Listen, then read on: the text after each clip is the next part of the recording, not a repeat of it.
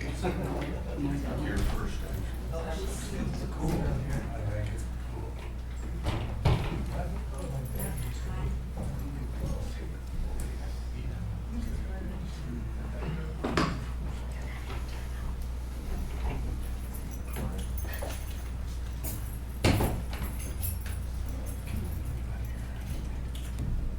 Could be. Yep.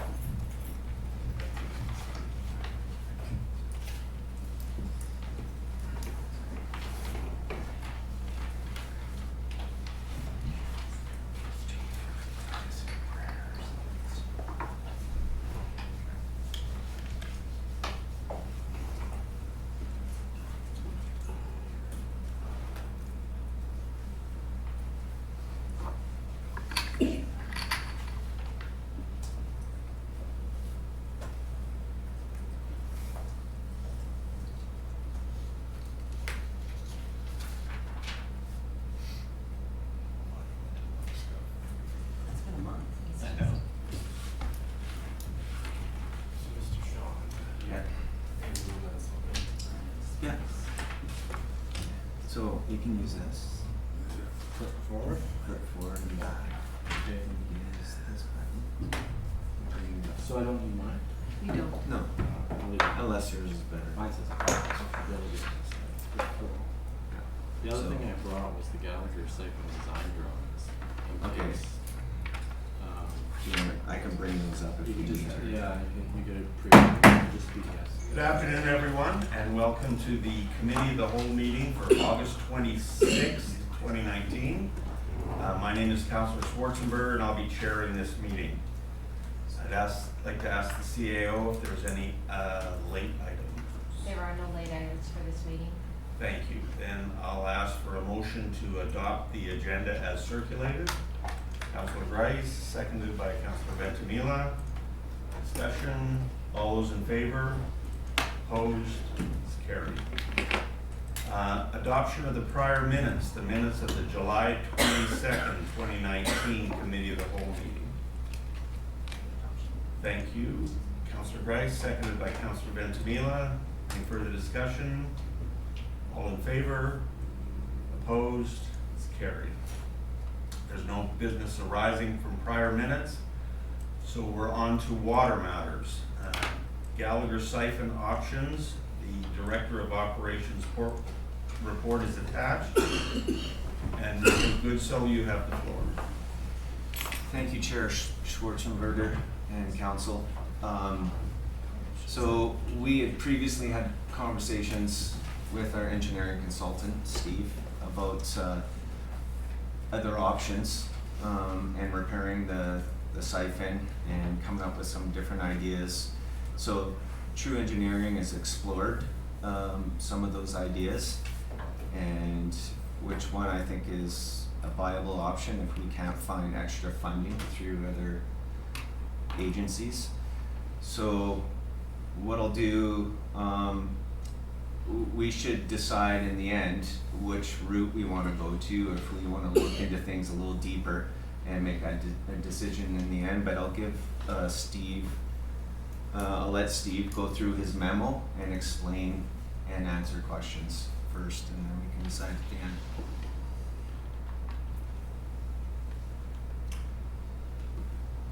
Yeah, so the background is the last time I presented at this forum, Councillor Michelle came up with the question of what if we pump it? Like, why don't we have that as one of our options to pump it from somewhere downstream of the place where the site or the canal has been collapsed by the rock slide?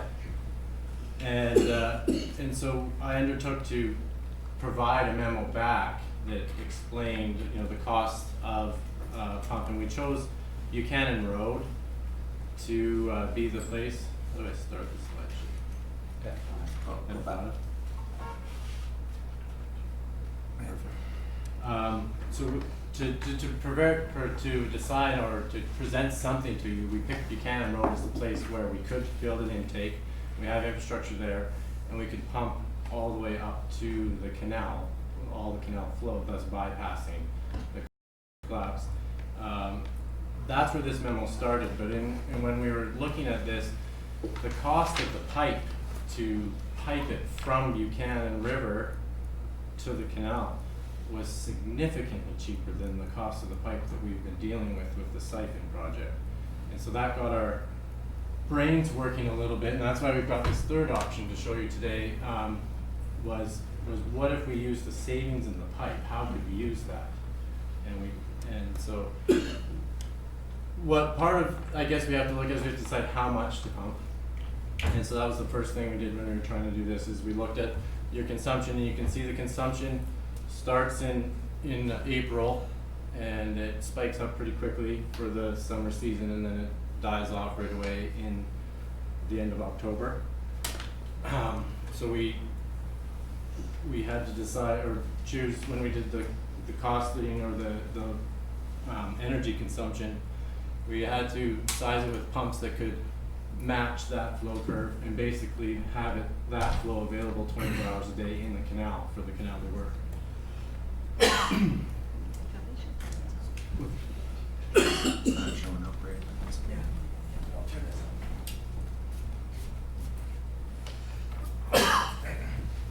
So to put a cost to it, we drew this line. It was intake in the river at Buchanan Road, a pipe all the way up to the canal.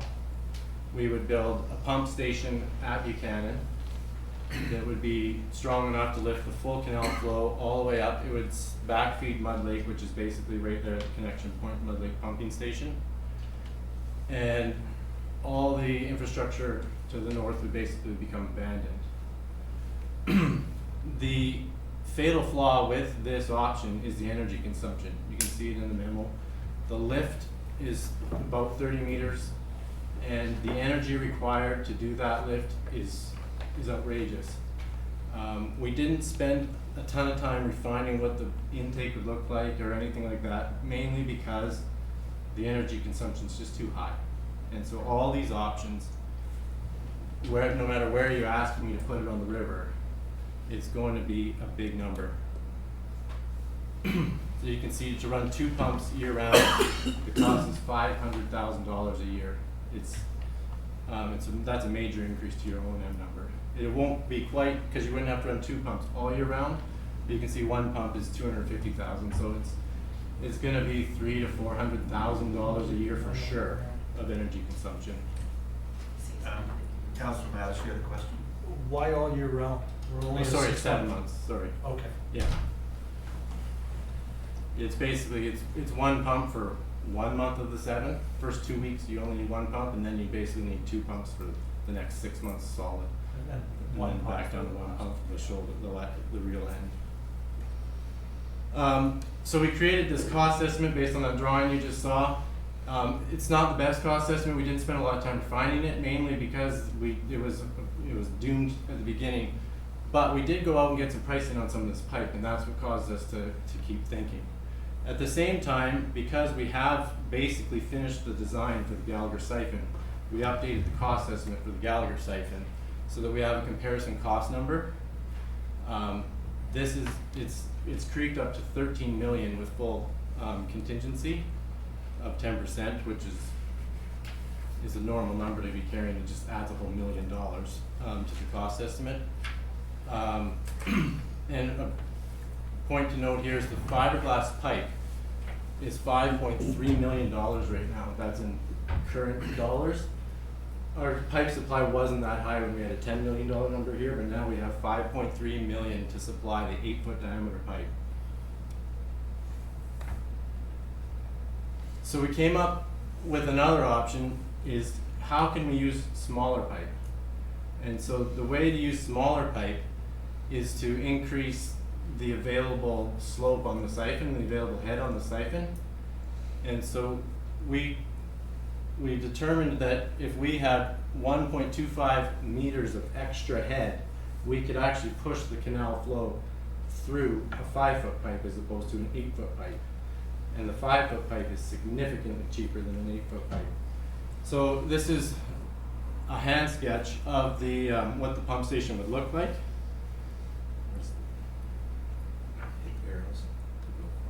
Oh, The sorry. laser. That one. Laser. So, I don't know how close you guys stared at this wonderful piece of artwork, but so this would be the end of the existing canal that you see out there. The canal would turn into some sort of wet well, and there would be a pump that's basically just pumping water through a concrete wall, and all it has to do is lift the water level on the other side of that concrete wall by a number, and that whatever number we lift it by will create that head to push it through the 5-foot pipe. You can see we've got a sketched a flapper here. This flapper would be closed normally if the water level is up like that, but we can actually flow by gravity for a certain amount of flow while we're filling it, and then the first couple weeks of the year we wouldn't actually need to run the pumps. But then when demand picked up, 1 or 2 pumps would turn on and start raising the level on this side to push more water out through a 5-foot pipe. So the pump station is very simple. There's no it's just pumps that basically push through a concrete wall. And this is very schematic at this point, but it was worth kind of this amount of sketching to try and create a cost estimate. We did send this sketch to some pump suppliers just to get a number to feed into the cost estimate for the pumps, so that we had a slightly better number to prepare for you. But then when we look at the cost to run these pumps, because they're only pumping 3 or 4 feet into the air, the cost with 2 pumps running for the whole irrigation season is $15,000, which is not that bad really compared to the savings that we're going to see in this pipe on this slide. So it was 5.3 million for 96-inch pipe, fiberglass pipe. It's 1.3 million to buy the PVC 5-foot pipe. That's Or that's the 8-foot pipe. no. Oh no, Yeah, the yeah. PVC versus the fiberglass. Yeah. Sorry. Yeah. Yeah, sorry. So the total cost, comes out to 7.9. This one we've used a higher engineering number than as a percentage than the Gallagher Siphon, recognizing the Gallagher Siphon's already been designed. But we still use the 10% contingency to get 7.9 million as a comparative cost. When we saw this, it really got us thinking too, is if the town was funding this themselves, which has been something that's discussed previously, is how can we fund it if we don't get additional federal funding? That's an easier number to self-finance, I guess, recognizing we have 5 million. And so we did this comparison is if we make assumptions for O&M,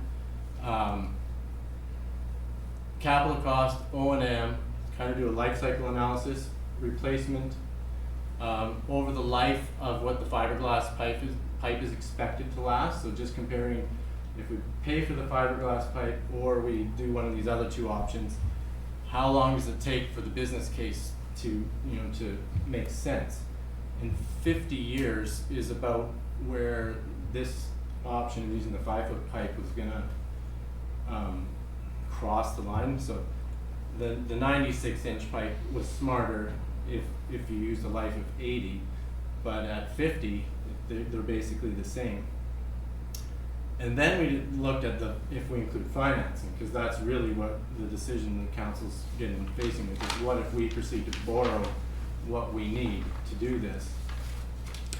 And all of a sudden the low head siphon became the better option if we include the financing cost, because you have to finance 8 million with the 96-inch siphon. It has a total life cycle cost higher than if we just finance basically the 3 million that we need to do a smaller diameter option.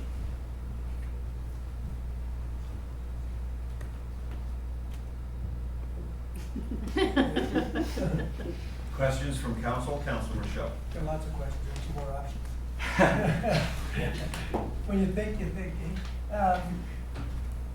When you're talking 60-inch pipe, would there be any sense to putting, okay, the pipe's round, right? A hole's dug, 2 1-foot sections further up, which is pretty cheap, adding 2 more feet of pipe effectively in the same hole. 2 more 1-foot diameter Yeah. pipes. Yeah, On that, that's the first. Yeah, so one of the next steps, I think, with this is to, is for us to look at, we didn't look at 4-foot pipe. That's another, how much head would we need and what's the price savings on that is to look at this a little bit closer, to refine this idea, especially if council's still looking at the idea of wanting to do something. And we would look at the pumping station closer. Adding small 1-foot pipes wouldn't necessarily increase the capacity a lot. Because of the restriction. The friction in those 1-foot pipes would be significant, so having them there, they would be just drops in the bucket compared to a 5-foot pipe. How about, another option is go with the 60-inch pipe. And we're operating right now, Sean, basically with a 48-inch, right? It's about 4 feet. Yeah. We're restricted. Yeah.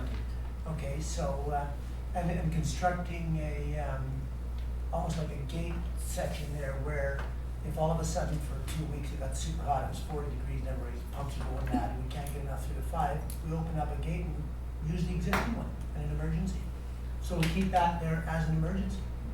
So you don't even need to have pumps. You just have it there, so you just use the existing pipe. Why would we not use the existing one until it fails and then use this as the backup? Or, either or. Because But the existing one is free.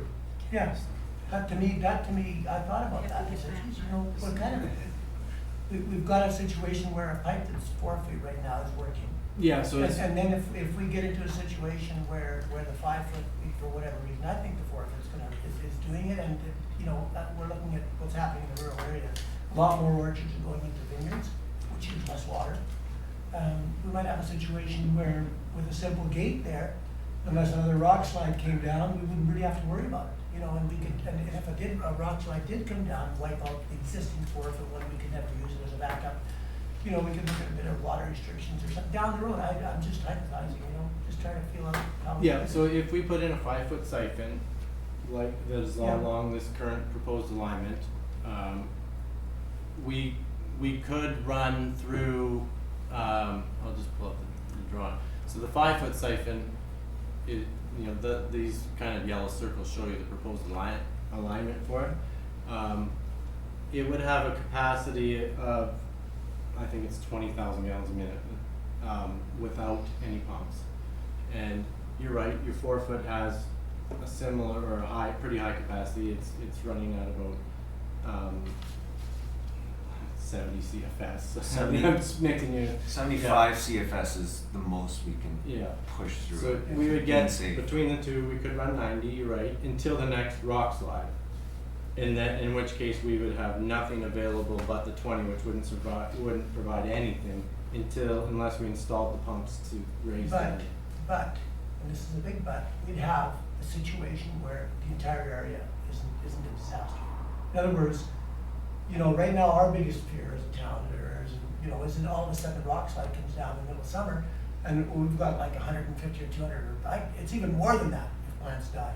Mhm. Millions of dollars of damage, whereas if we've got the 60-inch in the ground, the town can, through water restrictions, whatever, we could survive.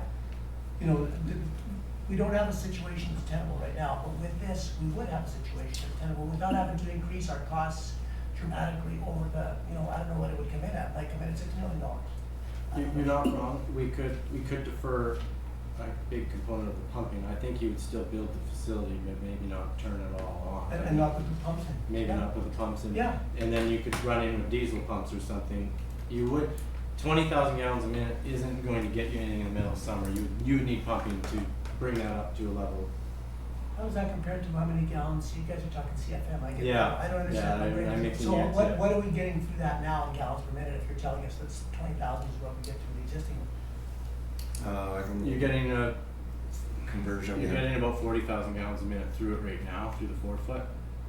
So we'd be cutting. Because the small section, it just forces it through. You would be remember, it's a small section that's Yeah. short. So now we're talking about a small section that's gonna be almost 1.5 kilometers long. It's a lot more friction, than the small section that we have in there now.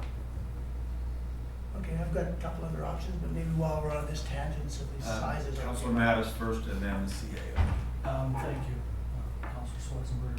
When I look at what you've got designed here, I see that you've designed it to the maximum capacity of the canal, the 110,000 gallons, the GPM or whatever, however you want to see it. When I look at our usage, it shows around 40,000, I believe. Yep. When I look at our maximum pumping rate from our 7 stations, we're looking at 39,000. Yep. I would ask when you do your next step in the report that all of your reports show what it would cost for us to run at 45, maybe 50,000, which is half of what you're talking. Yeah. Like you've said 7 million to do 110,000, which is the maximum of the canal, but our system can only do 39 with the pumps. We're looking So why are we at that building all that discrepancy excess as well. capacity? It's leakage, evaporation, and overflow are the other things that we're putting down the canal that are not accounted in those numbers. So they overflow at Spillway Road and at Road 11 constantly, Mhm. so that they have available water for the peaks and buffers. But that would be the difference between the maximum and the maximum pumping. That's what we've identified as something that needs to be looked at way closer, is how much are they overflowing and how much because right now it's free, it's gravity. No, I'm just saying that if our pumps run a maximum 39,000 and our maximum usage on your chart year by year is 43,000, the difference, the 4,000 difference would be evaporation and leakage. No, sorry. Where else does it go? There's another graphing point that we can try and get on here for you, and that's how much are we diverting at McIntyre, like the diversion. And you'll see that they're diverting right now 90 CFM, like they're diverting 40,000 gallons a minute or 50,000 gallons a minute right now. To where? And then we'll some of it'll be overflowing at Spillway Road and some of it'll be overflowing at Road 11, and that's not captured in the data. That helps with our operation. So we're always running just that spillway. It can vary.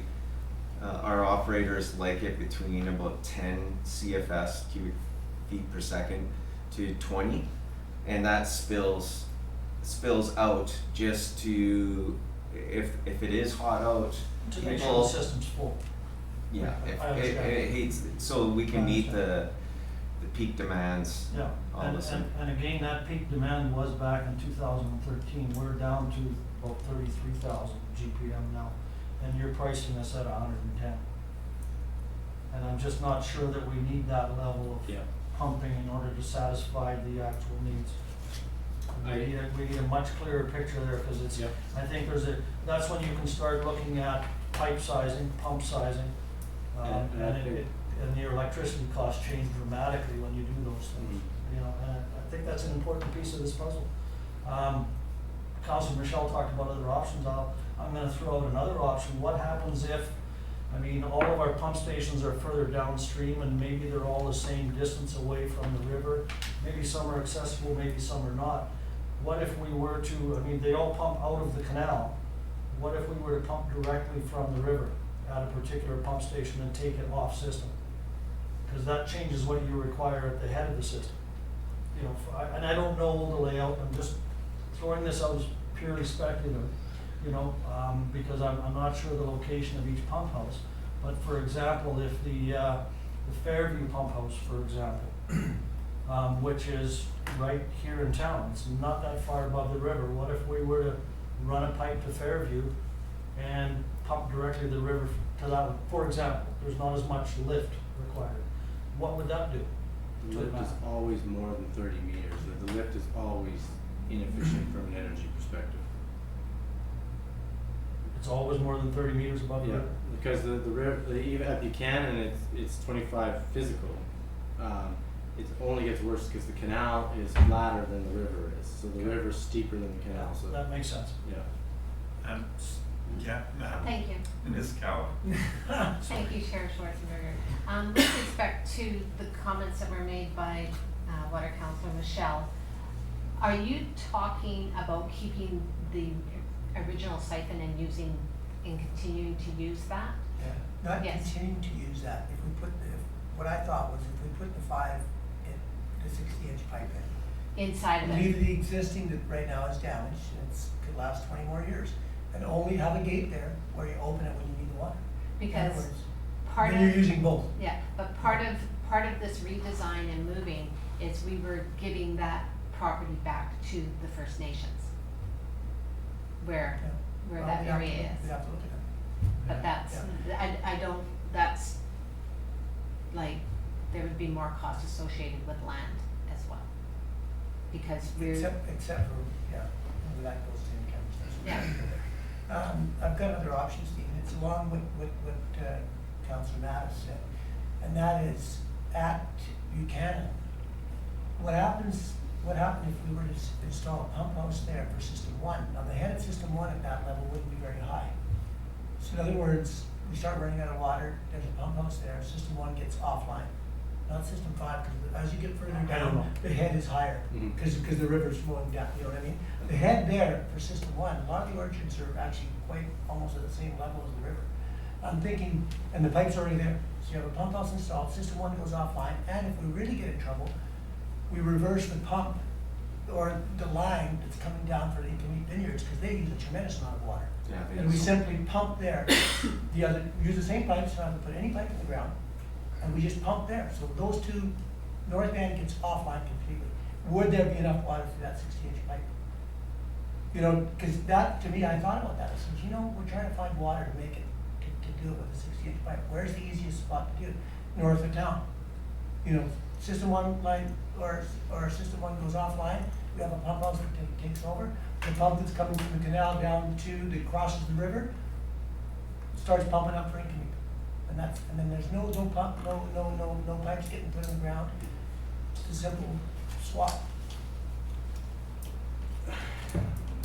Yeah, that's a question that we can answer if I guess. So that's the best That's- spot to do. Well, we have to look. I mean, You it's know, a we have to $10 look. question, that's look. Yeah. Yeah, so you're looking, your idea there is during the peak time, you spend money on energy at system one and let that flow that is normally extracted at Mud Lake flow right by for use further down. I mean, we're still pumping it, I mean, the head is down, The- we're not using a lot of energy because it's down. We beyond the still cost have of to it. build the siphon to mitigate the risk of a rock flow. Absolutely. Yeah, Right, that's so like, absolutely. yeah, so in all what we're talking about, we still have to build the siphon. We have to build something as a backup to the rock flow. But what we're trying to determine is if we can build a 60-inch pipe siphon that you just told us with the pump station Mhm. is $7.something million. Yeah. Without that, it might be even considerably less. We might be able to put this whole thing together and get away from that bluff without having to spend $13 million. Yeah, but if I build a big pump station at, on the canal to push it all through the canal and then keep using Mud Lake, or I potentially have to build a similarly cost pump station at Buchanan Road to buy, you know, we can go through some scenarios, but that is a logical next step, is to advance this idea because it has legs. Yeah. And come back to you with a bit of a design brief and look at that idea, whether there is any legs to it, or if you're just moving a cost from one spot to another. I don't even know if taking both Incomeat and system one offline, if that 60-inch pipe would meet the requirements. Probably That's not. what, you know, I'm that's gonna, what, I'm well, gonna say not likely, that's what you guys have. but yeah, but we can definitely look at that. Okay. I think we should proceed with these. Councillor I Mattis. just, yeah, you know, and to follow on Councilor Michelle, I look at this as if we don't run any of the pumps, if we continue to use our current system, it saves us all that electrical operational cost on a yearly basis, and that lasts for another 20 years. And we're able to have this system in the ground as a backup. And maybe we have to exercise it every now and then to make sure it still works. But if we don't have to run it, that's significant savings as, you know, for as long as we can of the old system. So certainly keep the old system in play. Yeah. As long as we, you know, find out what the costs associated with doing that will be. Yeah, I won't be able to necessarily come back to that because that's a land negotiation issue, but we can make some assumptions and. We can make some inquiries, Yeah, however a couple that- conversations, just get an I don't know, idea. you know. I'd like to look at this as we're building a backup system as opposed to building a new system, It's outside the box. outside the box. Yeah. Any further comments or questions from council? Mayor Johansson? Just trying to understand, we're gonna spend $8 million on a backup system that we're not gonna operate unless we need it. We need to have a backup Why, if you're gonna build it, why wouldn't you just build it and use it? and abandon the other one. Well, if your backup is some kind of an emergency measure backup to get you through when the other one fails, I can understand that. But if I'm gonna spend $8 million, $7 million to put a backup system in there and still run the old system, I don't know, I'm struggling with that, doesn't make any sense to me, quite honestly. You either build it, Well, use it, or you don't do anything. The logic behind it is the old system is free to operate, whereas the new system, there's an annual operating cost. I thought the annual operating cost was $15,000. That's the energy cost, and then there'll be an additional, I think we put an additional $60,000 a year for pump maintenance and daily checks from the works operator, so it's more like $75,000 a year would be the increased operating cost, once we go to a mechanical system over gravity. And that still could be a little high for the operational. And you'd have to reduce what you're paying on that to maintain that existing system as well. That's not free. There may not be any energy costs associated with it, there's still maintenance costs associated with it. Yeah, the maintenance is relatively low. There is It a is. kind of an annual inspection is about, we drain it and we take a walk through it. But if it started to deteriorate, it wouldn't be something that we'd want to start throwing money at keeping up and running. We would want to switch to the permanent solution, which is pumping. Councilor Michelle? I think the difference is, we have a situation right now where if we have, the rock comes down, there's a catastrophe, we lose hundreds of millions of dollars. If we have this situation where we put the pipe in, then we don't lose that. We don't, all of a sudden that doesn't happen. So we have to get away from what we've got. So in other words, we have to have a backup plan. You're saying it's a backup plan, why not use it? I agree with that, but right now, we have like this guillotine over our necks. You know what I mean? If it comes down, we're done. Whereas if we install this at a much lower cost, then we're not done, because all of a sudden, we're flowing water, we're surviving. That's the difference. No, what I'm saying is, get it I don't done, disagree. spend the money, get it done, put it in full service. If you wanna use the other one, well, I still think that's kind of I don't agree with it. But if you're we need to do something. Design a new system. I think that's a tremendous idea that you come up with there to be able to mitigate the risk of continuing to operate the siphon below the cliff there. But build it, complete it. Don't just get it ready and then, okay, we'll put pumps in later in another date. Let's finance it, get it done, costs increase over time. And move on. Ms. Calla? Thank you. I would like to bring to council's attention that the $5 million that we received from the province was for a permanent fix to the system. So if we're gonna try and do this as a backup, I'm not sure Yeah, if they will let us use those funds towards I it. would agree with that.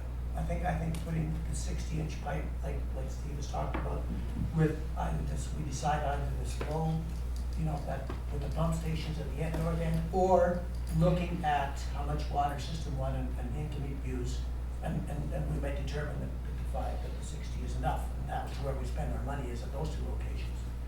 In reality, Incoming's already paying, we're not pumping their water, they're pumping out of the canal, so they have to pump it out of the river.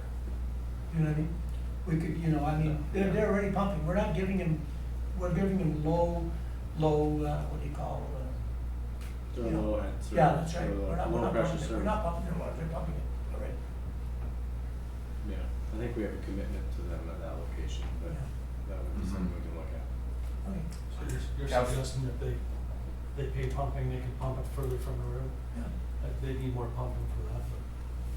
That would increase their pumping They costs. increase their cost quite a bit. Councilor Grice? Thank you, Chair Schulzenberger. Actually, my question was gonna be, would we still qualify for the grant if we were to use this as a backup system? And then I think, and I don't know if we discussed here, if there's a land negotiation that's included in there as well. It sounds to me like we could do both necessarily. But I'd like to be able to understand that further. Any other comments or questions? Just one, sorry. Councilor Ventimiglia? And just to make sure that I understand, because you mentioned fiberglass in different sizes, they both have the same life expectancy. Yeah, it was similar. Yeah, the life expectancy of PVC, which is what we would propose with the smaller diameter, is published at 80, but a lot of people are using numbers as high as 200. It's like, we just don't know where it's gonna end, and it can depend on how hard you load it. We would be loading this really gently with low pressure. The other thing is PVC is normal water main. This is what we use for all the water mains out in the streets, and all the fittings are normal water main fittings. You don't normally see 60-inch fittings in Oliver, but you do actually see them in Vancouver and other places. So repair parts and technology is all readily available for the PVC. The fiberglass is what's a specialty product, and it's much less common and much harder for the town to repair if someone were to damage it. Councillor Mattis. On the Gallagher Siphon repair, you show land right away and land purchase. Wondering why the land right away is so much more expensive than the land purchase is the first question. And second of all, has that been completed? Is that the same right away that we've been working on for the big project?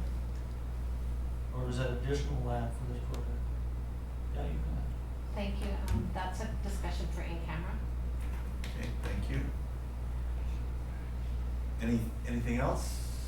Then there's a number of options. Oh, sorry, Mary Hanson. Sorry about that. I just wanted to sort of frame this conversation in that I think we need to get off the pot here and make a decision about this sooner than later. So whatever we do, I'd like to make sure that we're back in a timely manner with some, the options that we need to look at and eliminated, so that we can make sure that this is an item that's debatable and comes forward in our budget for 2020. Okay. So there's a number of, oh, sorry. No, I'm just gonna move that, that bullet number 2 is the one that I think I'd like to move, which is to direct staff to start designing and moving forward with a low head, no, not just outlet, low head siphon design option. I'd like to see that more, finalized. But not limited to that, I'd like this other option that I talked about, once you crunch the numbers and how much water we need, at system 1, which ties in with what Councilor Mattis was talking about, taking a couple of pump stations offline. I'd like to see those two options come forward. I think we should spend a bit more time engineering those two options. So that, that's what I'd like to see come forward. I think $13 million is not doable. And it doesn't look like our friendly Liberal government's gonna give us a single penny. Good luck in this riding. If you get more than 10 votes, I'm surprised. So, if I can paraphrase Councillor Michelle, then the options would be direct staff to start designing and moving forward with a low head siphon design option and provide more information on any new and previously mentioned options. Sure. Based on our plan, Based on today's discussions. I'll second that. I have a mover and a seconder. Any further discussion? Seeing none, I'll call the question. All those in favor? Opposed? Carried. Next item is vacation rental survey results and policy recommendations. The Director of Development Services report was attached, and Mr. Houle, the floor is yours.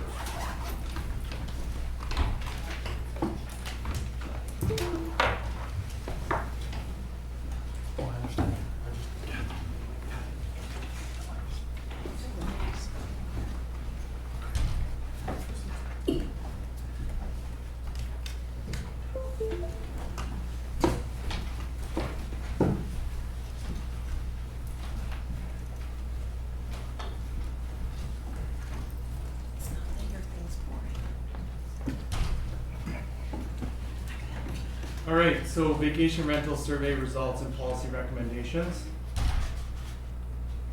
The purpose of this report is to provide a summary of the public feedback received regarding vacation rentals in the town of Oliver, and to seek direction from council on the necessary policy changes moving forward. So a bit of a background, short-term rentals are being operated in Oliver with or without proper municipal approval. As of August 1st this year, 28 short-term rentals were being advertised on Airbnb, VRBO, and HomeAway. 24 of the short-term rentals listed are in single-family or duplex zone properties. 1 is in a commercial zone, 1 in an agriculture zone, and 2 are in multifamily zone properties. 16 of the short-term rentals listed are secondary suites with a separate kitchen. It is unknown at this time how many of these secondary suites are legally constructed. 9 of the vacation rentals are B&Bs. 1 is a second house on the property, and 2 are recreational vehicles. So 15, which is 54% of the vacation rentals listed, have a business license issued from the town of Oliver currently. So I wanted to point out the difference between a B&B and a vacation rental. So as per our zoning bylaw, a B&B means a home occupation conducted within a principal dwelling unit by the residents of the dwelling unit, which provides sleeping accommodation to the traveling public and includes the provision of a morning meal. So that's bedrooms in a house, essentially. A vacation rental means the use of a residential dwelling unit for temporary commercial accommodation of paying guests for a period of less than 1 month. This does not include bed and breakfast. So a vacation rental then would be a complete dwelling unit, whether that be the full house, a secondary suite, or a carriage house. So in May of this year, the town launched a survey to solicit feedback on short-term vacation rentals. The survey ran for 2 weeks with 173 responses received. 80% of the respondents reside full-time in Oliver. 13% reside part-time in Oliver, and 7% do not reside in Oliver. There was mixed responses about short-term vacation rentals. So some of the supportive comments, people said it was a great way to connect with people from all over the world and build friendships. Several exist in neighborhoods already, and they can hardly tell they're there. Hosts and renters are rated on the various websites and want to uphold a strong reputation. Thus, they'll likely be diligent at keeping their property in tip-top shape and dealing with concerns in a timely manner. Creates a unique tourist offering as there's still not enough adequate hotel options. It allows for guests to shop at local fruit stands, buy local wines, and cook their own meal to accommodate their dietary needs. It creates affordable tourist accommodation for entire families, rather than having to rent multiple hotel rooms. Many of the owners don't want to rent long-term, so the units would just likely sit vacant if not allowed to do short-term rentals. And it creates a mortgage helper for young and less affluent owners. Some of the concerns that were brought up from respondents were that some owners are not on site to deal with issues and concerns from the neighbors. It could create an increase in traffic and on-street parking, disruptive extra garbage, it's the commercialization of residential neighborhoods, take long-term rentals off the market, and it creates an uneven playing field for the hotels, so they're not taxed and regulated the same. Some policy suggestions from the respondents were to allow these in principal residences only. Limit the number of guests. Ensure adequate parking is on site. Ensure they're taxed appropriately. Ensure the hosts deal with noise complaints appropriately. And put a max of 1 rental suite per property that would be allowed for vacation rental. So why regulate? Regulation allows the municipality to ensure BC building code and health and safety items are addressed. And that's the biggest concern, is to ensure that health and safety measures are met. Regulation helps to create a more even playing field with other tourist operators, so hotels and motels, through increased licensing fees. Regulation can help to ensure bylaw requirements are followed to reduce negative impacts on the neighborhood, so proper parking, a contact number of the operator is listed, etc. Regulation enables the town to also track short-term rentals and potentially study impacts on long-term rental market. So if council wishes to go ahead with these changes, there are some policy changes required. So the zoning bylaw 1380, OCP bylaw 1370, and business license bylaw 1368 would require amendments. So some staff recommendations for zoning bylaw 1380 are areas where we would permit vacation rentals. So in the residential zones, this would be the R1 or RS1, RS2, RS3, RS4, RD1. In the commercial zone, just the town center zone. And then in the rural zone, the agriculture and agricultural transition zones. In the residential and rural zones, it could be permitted in the main dwelling, a secondary suite, or a carriage house. The operator must have a principal residence on site and must be the owner of the property. So this means that they have to, typically principal residence means they reside on that property for 6 months a year or more. And it's the place where they, they reside. So they would have that address on like their driver's license or email from MSP, that type of thing. So it'd be their principal residence. And they must be the owner of the property. Council may feel differently as well. They may feel that a tenant would be allowed with the owner's permission to rent this out. So I think staff felt that just keeping it to the owner, it would probably, the owner may be more likely to address concerns in a timely manner, but ultimately that's up to council to decide.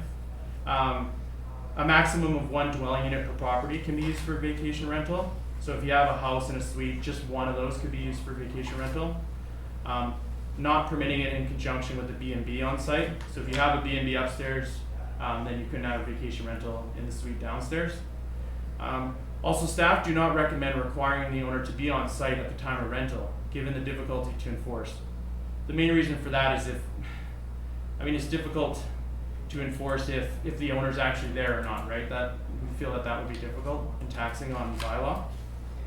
Also, if you're renting out your house, and you're leaving, and your house is free to be rented by a bunch of people that you don't know, I'm sure you're going to want to be keeping an eye on it. Just like if you're upstairs and people are renting downstairs, you're going to want to keep an eye on it, right? In commercial zones, so the idea would be to permit it in the town center zone only.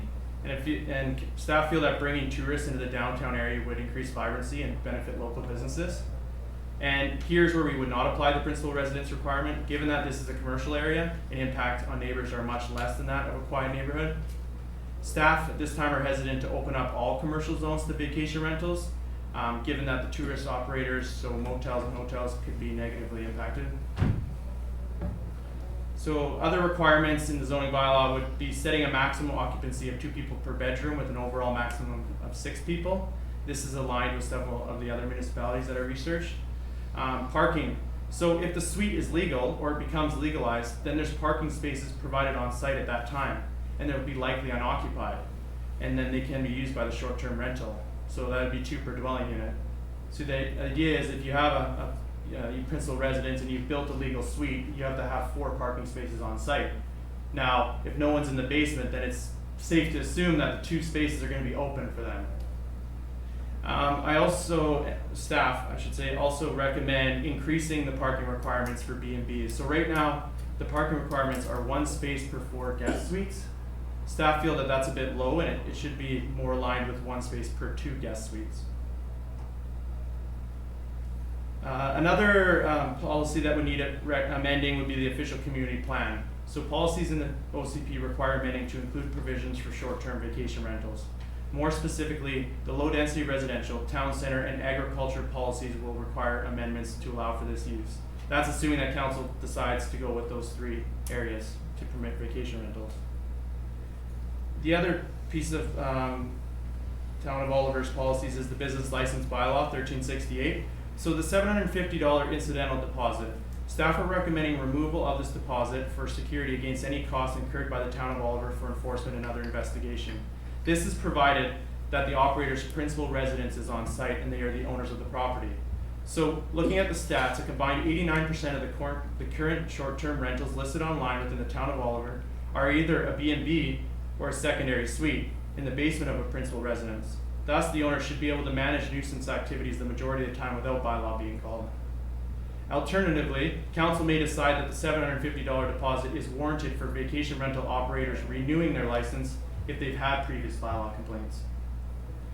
Another change would be staff are recommending increasing the business license fee for the bed and breakfast and a vacation rental from $75 to $200 a year to be on par with the hotel or motel business license fee.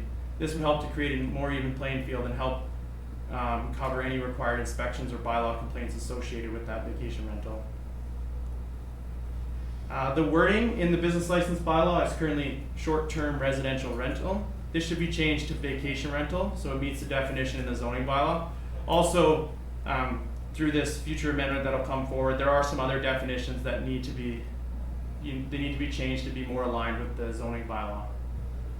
The current terms and conditions in the short-term residential guidelines state that a local contact shall be named and owners of the properties within 100 meters of the short-term rental shall be notified in writing of the name, address, and telephone number of the contact.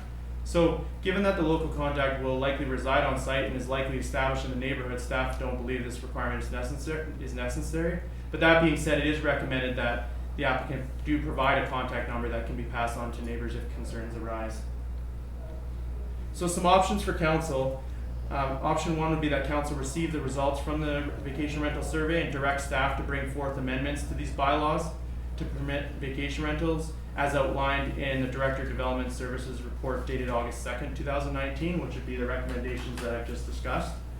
Option 2 would be that council receive the results from the vacation rental survey and direct staff to bring forth amendments to the applicable bylaws, so zoning, OCP, and business license bylaw as identified by council. So if council has just some initial thoughts in different areas to decide to permit these, they could recommend that and we would take that to a future meeting. And option 3 would be that council receive the results from this survey and direct staff not to bring forth amendments to the zoning bylaw, OCP, and business license bylaw to permit vacation rentals. Option 4 would be that council refer back to staff for additional information. And with that, I can present the staff recommendation, which is that council receive the results from the vacation rental survey and direct staff to bring forth amendments to the zoning, OCP, and business license bylaw to permit vacation rentals as outlined in the Director of Development Services report dated August 26, 2019. Thank you. Thank you, Mr. Houle. Councillor Mattis. Through the chair, quick question. I know the definition of a B&B and a vacation rental are different. In terms of the regulations that you've talked about and the changes to the regulations, is there a difference one from the other? The main difference is the dwelling unit, the separate dwelling unit portion. Because if there's 2 kitchens in a house, there's way more building code implications. Like, it basically becomes a secondary suite. So as per the zoning bylaw, you can only have 1 kitchen. So if you're adding a second kitchen, then and you want to do that as a vacation rent, then it basically becomes a vacation rental. And that's, If that makes sense. It's so really the it's- kitchen aspect. So by the definition of the 2 is different, but really the town requirements are not. Building code might be different, but the town's requirements in this recommendation are no different. Parking's the same. Yeah. Fees are the same. Yeah, I mean, I think currently the B&B says that there is a provision of a morning meal. I don't know if you want to Well, make, that's just the make definition. people I'm just feed talking about the- the requirements. right? Yeah, no, they're similar The requirements for sure. requirements Yeah, are the same same business one for the other. Yeah, Everything's same the business except license the fee. definition. Yeah, but I think you want to, like I said, I think you want to separate it partly because of the building code implications of secondary suites. Mayor Johansson. I do have a couple questions, maybe a couple concerns. I like what you brought forward. You tick a lot of boxes that I think are things that would be concerning to me. But I'm wondering about parking spaces. A couple things I'm wondering about, like parking spaces. There's a lot of new development areas that have almost no parking, almost no driveways. You almost have to park in your garage. Just wondering how, and some of them are in residential or the newer residential areas. I live in one of them myself, so I'm trying to think of this in terms of, would I want somebody having a VRBO on my street, so to speak. So I'm just wondering how you're gonna, put forward, when someone comes in for an application, you're gonna have to go out and approve it or not Yeah. approve it, I'm certain. And then that leads me to the other question is, are you going to grandfather everybody that's doing this now? Or are we starting at day 1 and some people that are running vacation rentals today will not meet the requirements and will have to make some changes? Just wondering what your thinking is on that.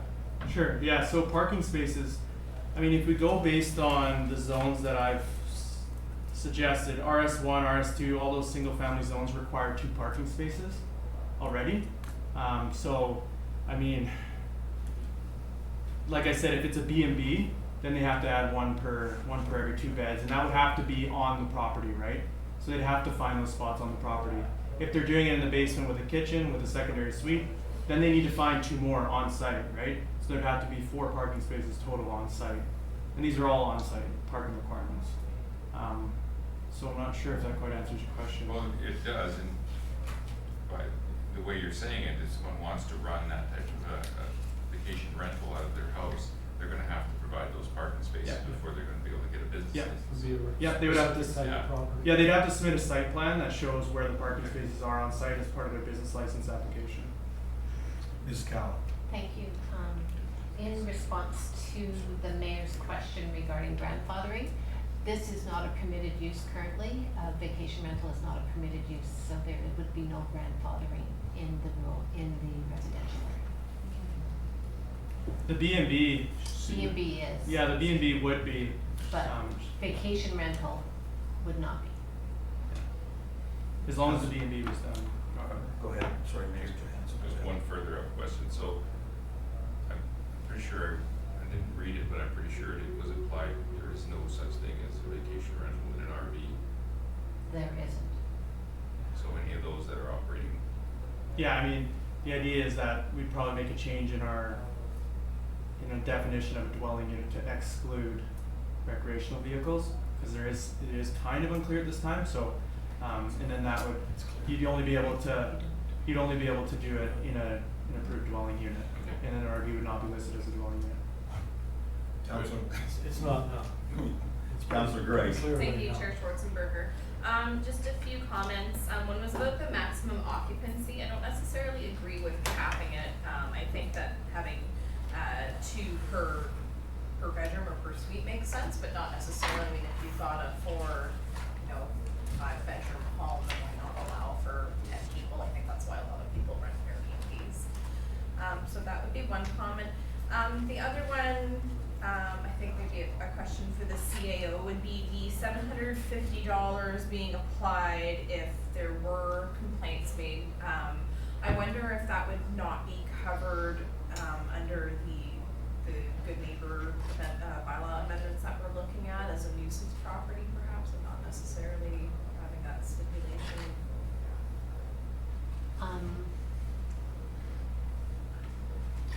It's in the business licensing part with regards to it. It's not in our, the nuisance is more if there's a number of, what you're thinking of is if we attend more than once or twice or whatever, where they get charged the actual cost of us starting to attend. Would that apply to an Airbnb as well? It could if there's an issue where we're constantly going back, but that hasn't happened that I'm aware of with regards to us having to attend more than once to, I can't say that we have attended to any of them. And then I guess my only other comment is that I think I am in favor of allowing for the Airbnbs. I think we already allow for bed and breakfasts. And I know for me, my initial concern was about cutting into the rental market. But I feel like we've got these affordable housing projects on the horizon, and that, I mean, for me, sort of lessens my concerns about the rental market, the long-term rental market. Thank you. Thank you, Councilor Ventimiglia. Thank you. I thought it was a really good report, and there's some great recommendations in there. One of my first points I'm now going to echo Councillor Grice was just regarding the cap on the number of people per unit, because if you're looking at a full house or top floor of a house or something like that, I don't know, I feel like these sorts of rentals are often attractive to families that are traveling, and capping at 6 seems like a kind of a low number for, I'm not sure really what the reason. So I would echo those comments. I also was a little bit surprised, I guess, to see the town center as a zone in there, and I'd be interested to hear what everyone else thinks. I don't know what I feel about the vacation rentals being allowed right in the town center, so close to the motel area of town. I'd be concerned about cutting into that market or taking away from that business, so I'd just be interested to hear if anyone else has comments. I know in there it says specifically only town center for that reason, but I feel like our town center is very close to our motel district, whatever you want to call it. So just those little thoughts. And then the last one is about a point in here that says the contact information, that we would ask for a contact number to be passed on to neighbors if a concern arises. Can we actually do that? Can we actually share personal information with neighbors when they ask? If it's a business number. Because it's a business. If it's a business number. Okay, that answers that. Mayor Johansson. thanks for bringing up the town center, because I did have a question about that. Did I hear you say correctly that you weren't gonna require the principal owner to be there? And that, I think, was a bit of a red flag for me, because I can just imagine somebody building a fourplex and having 4 VRBOs out of that fourplex, because they don't have to live on that site. Yeah, but, no, sorry. Go ahead. Yeah, No, I mean, that it's was- that was possible, my um, comment. Yeah, I mean, ideally, it's, the town center zone's your main street, so there's buildings that cover 100% of the lot, commercial at the bottom, residential above. So not a townhouse essentially. But, yeah, I mean, it's probably also unlikely that the actual owner of the property would be living there as well. That could be part of it, but, you know, yeah, ultimately it's up to council to, what their thoughts are on that. Councilor Mattis. Yeah, I would support that as well, and I think in all of the zones, the principal owner has to be there. Just for the noise complaints, the parking, all the other issues that may arise, they have to be able to deal with those. If people aren't going to be there in the town center and want to run, then they need to apply for rezoning as a motel. Councilor Grace. Thank you, Chair Schwartz. Are there currently any, like, I guess, primary residences in town center that aren't also commercial? Cause I was just picturing, you know, apartments on top of businesses. Yeah, there's apartments and then there's also, well, I know that there's a suite above the, Papa's, the fire hall, stuff like that too. An example could be the 7 or 6 suites above the East Indian Restaurant. Yeah. Yeah. Yeah, there's a number of them. Owner's But not there. there's nothing that's just a house though, like on in that zone. In the town It's center? attached. In town center? Yeah, there are a few that were changed through zoning bylaw 1380 along north of the, like basically across from Oakey Tire, those Oh. single family homes, yeah, are now town center zones, so the single family dwellings are non-conforming. And that basically changed through the new zoning process with letters gone out to the neighbors, yeah. And I have one final comment about the business license bylaw. I'm hoping that if we're going to amend that we can somehow cap the amount of businesses that can be in a single family home. If somebody's running an Airbnb and 1 or 2 businesses out of that home that attract other people, it's not a strip mall, it's a single family neighborhood. We can't, I don't think it should be that we have 2 or 3 businesses running out of one house. Councilor Mattis. I believe that the zoning bylaw now, that this would be considered like a, home occupation type business, and you're only allowed one. If that would be built into your I things believe that there is a are, home occupation I believe business. there are I believe there are currently people who have 2 and more Yeah. businesses out of their residential home, one being vacation rental, and then they have other businesses attached as well. Mr. Hool. Thank you, through the chair.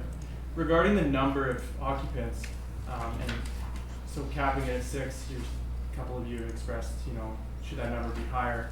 I know that in other municipalities, they have like a, what do they call it, low occupant short-term rental, and it's basically, it's up to 6. And then if you go beyond that, then it becomes more of a notification process, like, so there's an extra process involved, because this would be a permitted use, right, up to 6. But if you wanted to do more than 6, then, you know, now you're sending out letters to your neighbors, there's a bit more involved, so I don't know if council would want me to bring forth options just regarding that, or just raising the number outright. Councilor Grace. Thank you, Chair Schwartz. For me personally, I think 2 per suite would be appropriate, and then just have it based on. Up to like two per bedroom, no Yeah, max. so, yeah. Okay. They have many, 10-bedroom houses. Any further questions? So we have a number of options here. What is council's pleasure? Well, I do, though nobody really had too much to say about the town center, but I don't know, am I the only one that feels like that might potentially be setting up competition right down the road for hotels? I mean, a vacation rental in a home in a neighborhood is one thing, but a vacation rental. I agree. I think So no to town maybe town center, so. So do we, I don't know, I'm gonna throw this out, I don't know if there's an easy way to do this, because it's a fairly lengthy list of recommendations that you've brought forward, and they're not specifically itemized within the report. Council probably, if I heard correctly, will accept those with some amendments. Amendments being Well, exactly, yeah, sorry, if I could just speak. Go ahead, and to the member in the gallery, sir, you'll have a chance to ask Okay. your question at the end of the meeting. Go ahead, Mr. Wolf. Yeah, no, I forgot my question. Yeah, Amendments Welcome. one by It was one. about Here. amendments one by one, how would you? Let me just go like Yeah, this. well, I guess The we just, we recommendation can is to take, accept yeah, as basically we can presented. take what you guys have said, and then I can put that into the next report, right? And then, so your recommendation going forward would then be that council receive the results and direct staff to bring forth amendments to the various bylaws as identified by council. And so through this conversation, you basically identified which areas staff should pursue before bringing forth bylaw amendments. Councilor Mattis. just- Thank you. I like what's been done in terms of that, but just to clarify, the vacation rentals would be considered a home-based business, which would limit to one business. I was just referring to the bylaw, it doesn't actually say that there is a limit to one. But that might be a change that would fall under this category. To one or two or whatever you decide. Well, whatever he brings back to us after due consideration, we will back and drop at that point.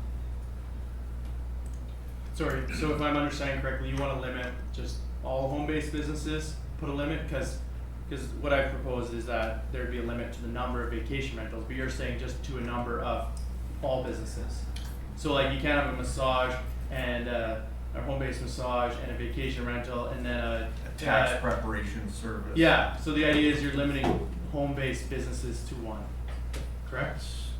One or, that's up for discussion, but. Yeah, no, I'm just saying, yeah, that's Bring what you're- bring something forward, and Yeah. we'll beat you up at that time. Okay.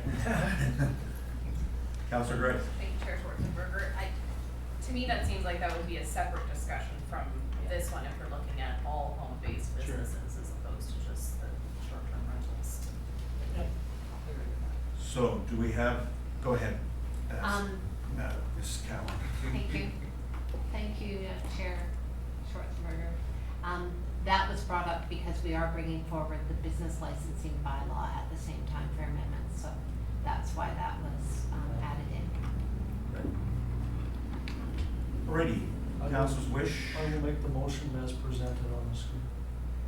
That council receive the results from the vacation rental survey and direct staff to bring forth amendments to the zoning bylaw, OCP, and business license bylaw to permit vacation rentals as outlined in the Director of Development Services report dated August 26, 2019, as well as including the, or as discussed and commented that limiting to 6 may not be necessary for those renting as a family, and that high occupancy, which would require additional regulations, and that it be limited to 2 per bedroom with, So- basically as it's written. Yeah. It's kind of confusing to read it that way, Not using I'll time. second. but it makes sense. I have a mover and a seconder. Any further discussion? All in favor? Opposed? It's carried. All right, public question period. Anyone from the public would like to ask a question, please, sir, come forward, just state your name and your address.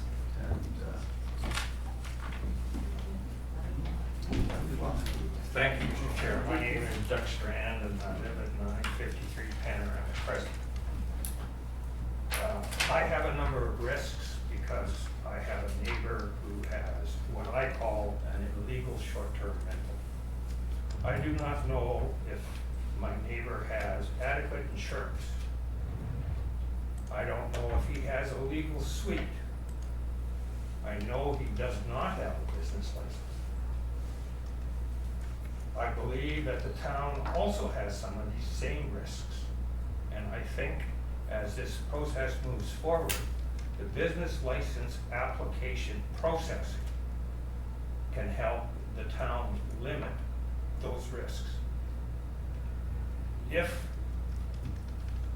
the suite in the basement next to us blows up for some reason, and my house gets damaged, I go to my insurance company, who then go to my neighbor's insurance company, And then they say, well, no, it's not a legal suite, so we don't have to pay.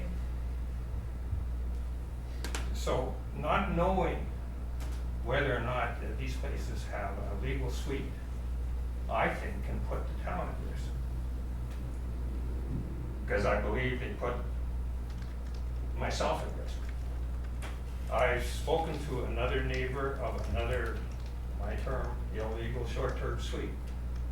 And neither of us have been contacted about our experiences as neighbors.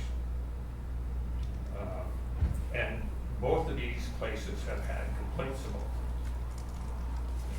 them. Admittedly from me, or from my wife.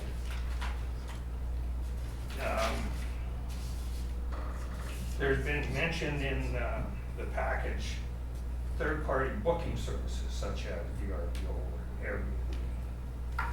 It was also mentioned at the meeting that I attended here, I believe in June. Not all bookings are made through these third-party service places. So any directly booked stays provide the opportunity for the owner-operator not to pay the local taxes, the tourist, I don't know what the terminology is, there's a tourist tax, and PST. And so if they're not being booked through there, there could be no screening. It could be repeat business so that he or she knows them. And Excuse me, do you have a question?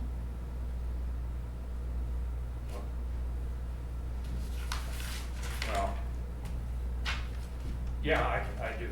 Are you going to deal with all of the risks that the residents have because of these rental places? The good neighbor policy is magnified because of the second priority that the owner operator has, and that is business and money. So are you going to be looking at enforcement as a way to ensure that the neighbors aren't hurt by this? Well, I can assure you that staff does look at protecting the corporation of the town of Oliver as one of their number one things to do.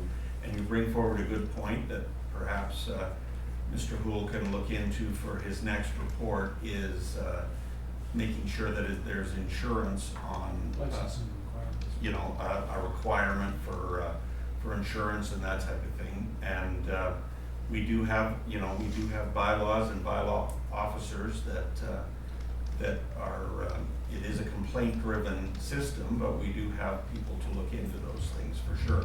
But I can assure you that staff takes very seriously the obligations and the protection of the corporation of the town of Oliver. I have only one other comment. Sure. This whole paper that I got on the weekend, in one line summed it up. In summary, vacation rentals are operating in Oliver and will likely continue to operate regardless if policies are amended to permit the use. So it was the opinion of the administration staff that they're not going to enforce the bylaw if you don't amend the bylaw. And I have a concern about that because there appears to be a reputation that bylaws are not enforced in this town. And I've heard that even yesterday. So I just wanted to make those comments. Thank you very much. Any further comments from the gallery? Sir? No, thank you. I shouldn't say comments, I should say questions from the gallery. My name's Alec Monroe, 540 Marble, and I run a vacation suite. It's a couple of clarifications that I've perhaps come. But when you say 2 persons per bedroom, Some clarification, I was saying 2 adults per bedroom, because people bring kids. People bring little kids that stay in the bedroom, so technically, they wouldn't be permitted. And I think normally we'd accept that we're talking adults in a 2-bedroom. Okay. Just a clarification on that. And then we were talking parking spaces for the suite. The way you're describing it, I wasn't quite sure, and there's no E on the road, thank you. Is the number of parking spaces associated directly with the suite is how many? 2 per dwelling. Okay, but, so we have a 1-bedroom suite, Yeah. and we're required to have 2 Um, parking spaces. You see the Yeah, the no. dilemma, it's like Yeah. maybe parking suites per bedroom. Like if there's some ratio. Well, it that depends, yeah, it reasonable. depends really if you're operating, if your operation is a full-fledged, secondary suite, then it's, built as a suite and you need 2 parking spaces. But if you have just like a kitchenette downstairs and it's just a 1-bedroom thing, then the B&B provisions would apply, which is 1 space per 2, 1 parking space per 2 bedrooms, right? So Yeah. it just depends on which. No, I mean, we have a legal suite that's been approved in that, so we have the appropriate parking spaces, but it's sort of Yeah, a little. yeah, no, those are great points, yeah, thank you. Yeah, I just wanted clarification, and it's a 1-bedroom, so we're not gonna see 2 cars too often. No, sure. You know, it's just the way it is. The other sort of comment is on the increase in the licensing, proposed increase in the licensing fee to keep us in par with a hotel or motel. And I'm thinking to myself, I have a 1-bedroom suite. It's difficult for me to be on par with a 50-room unit hotel or motel. So I don't see why there's a huge need for that rationale to be in place, really. It doesn't make sense, other than a little bit of a money grab, because really, we're not on par. And actually, we offer, I think most vacation suites offer a service to different segments of the traveling public who are looking for their own experiences identified in your report. They want to prepare their own meals, Yeah. have extra space, whatever. And directly, we're not in competition to motels or hotels because of that. The other point. I think you'll Sir, take care- you're gonna have to ask a question, or Okay. we're gonna have. The question was, again, clarification, like on the B&B side of the world, where you brought it up yourself about the difference on the kitchen and what's the definition and everything else.